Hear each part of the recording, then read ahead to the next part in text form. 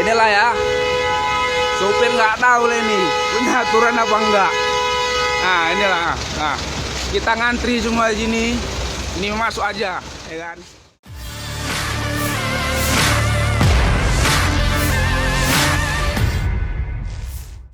Sopir truk bersama keneknya menyerobot antrian kawan-kawannya saat mengantri bahan bakar minyak atau BBM. Wajahnya jadi sorotan kamera teman sopirnya yang lain hingga viral di media sosial, diunggah akun Facebook Cynthia Bella pada Selasa 22 Februari 2022.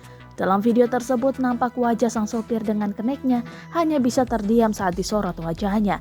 Ia menyerobot antrian BBM di saat puluhan truk lainnya sedang ikut mengantri. Hal ini memicu emosi para sopir truk lainnya yang sabar untuk menunggu.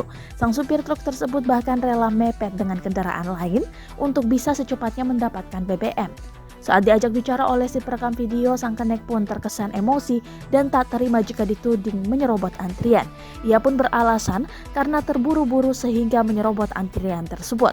Keributan pun terjadi, untungnya keduanya bisa saling meredam emosi. Para sopir pun nampak tak terima dan merasa kesal karena diserobot antriannya.